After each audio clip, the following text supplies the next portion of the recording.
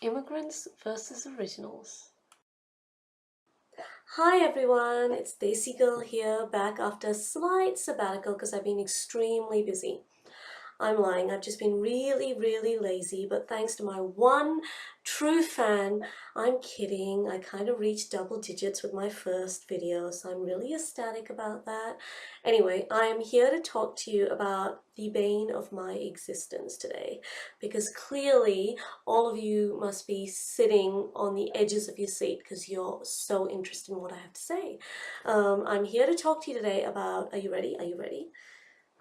Immigrants versus Originals. Okay, first things first. For those of you who may not have noticed, I'm Indian. And for some of my innocent, naive, beautiful followers who haven't been inflicted with the genetic makeup that I have, please understand that a lot of the things I'm going to say today, although they may center around Indian people, issues that we immigrant children have are consistent. Thankfully, because now we can all be a freak show. For those of us who come from the Southeast Asia, or those of us who are referred to as Desis, our nickname when we go back home is coconut.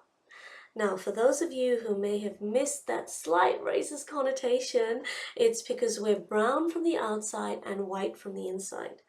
Yeah. But you know, I thought I had it bad until my Chinese friend came back from China after one of his visits, and he told me that they're referred to as bananas. I'm not going to even touch that one. But you know, the fact is that his trials and tribulations in the dating world were a lot more severe and devastating than mine. Yeah, every time he'd return from China, he'd be sporting two black eyes because apparently his cousin had a lot of fun going up to potential female dates and telling them that the banana wanted to date them. Yeah, but you know, like every stories, there's a happy ending to this one as well. Mr. Banana ended up meeting Miss Banana and they became Mr. and Mrs. Banana. Not touching. Okay, but you know, for us immigrant children, we actually are inflicted with this rather rare disease that actually might suggest that the fairy tale Dumbo was based more on fact rather than fiction. Apparently, clearly we don't belong to our adopted countries, and if you'd like to read more about that, make sure to visit my blog right here. I hope you like that shameless plug. Here's an example for you. Like every Indian child, I decided to go on a path of self-discovery. So as I was standing there in the Mumbai airport in India, waiting politely for my turn, which is a very stupid thing to do in India, let me just say. But anyway, I finally got to the visa official and he just asked in his mundane routine voice what my nationality was. Now, due to my paranoia, I started having a slight meltdown, noticing his nervous twitching and his finger suspiciously inching towards the emergency button, did I realize that he meant where I was from in terms of my passport. I mean, I am at the visa queue. There is another happy ending to this story. Before I could be jumped on by the military, I realized that my paranoia had in fact set in and that he was just doing his job. So I answered very politely Australian, and that's not where the story ends. I'm cruising along and I go and sit into the taxi cab thinking this is going to be good. I finally belong somewhere when the taxi guy asks me, so where are you from?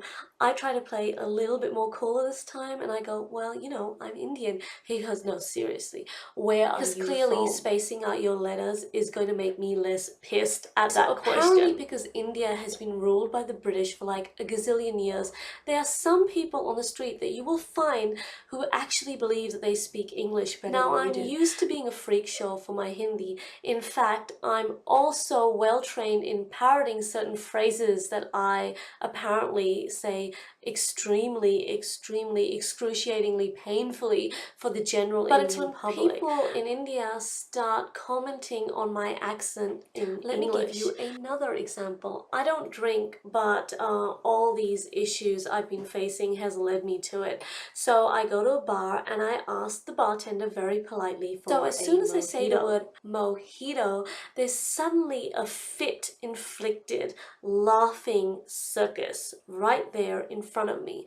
I mean, everyone from the bartender to the guy sitting next to me to the dudette wiping the windows, they're all laughing. So I'm wondering, okay, so my cousins have actually sent me to the circus for that freak show act that they said I would be a part of due to my wonderful eloquent Hindi. So finally the guy wipes a tear off his eye and says, "Mojito, ma'am? I think you mean mojito." And I'm like, no, actually, I actually do mean mojito. So then we have like deja vu all over again because he's laughing. And when he finally stops, he goes, "No, ma'am, it's actually mojito again." Now, I could protest, I really could, but at this point, I really severely need that drink. So I'm like, yeah, whatever, just get me a mojito. You want to be Jose. But you know, all these issues don't just affect me in India. No, I'm well versed with them here in Australia. We were walking down one sunny afternoon across George Street in Sydney when this guy suddenly yells, "Hey, you FOB, go back to where you came from." So my cousin naturally looks at me a little confusedly and goes, "Freight on board? Why is that guy asking me about freight on board?" I roll my eyes in illustrative dissatisfaction and I tell him, "Not freight on board, he's calling you fresh off board." You know, cracking my knuckles and stretching my neck, ready out for a fist fight, when my cousin just stops me right there, watching him as he politely makes his way to the individual and goes, "Seriously, dude, your travel agent, he's ripping you off. I came here on a flight. What, you're still on boats?" The sad reality is it was just so much more effective because what Harpreet thought he was doing was actually helping the guy out. The other day I was in the park with my cousin Harpreet when this snot-faced yet adorable 5-year-old child who was clearly dead by all of his other friends came up to me and asked me, "So, can I ask why you people always wear a red dot on your forehead?" So as I was about to politely explain the concept of political correctness, and I was coming up with terms that this child would understand, pipes in for no apparent reason and just with your people. "Just because I'm brown, when are you guys gonna realize that I'm not a terrorist?" And then putting his hands up in mock surrender goes, "Now I realized a long time ago that it actually is of no use to try and fit in.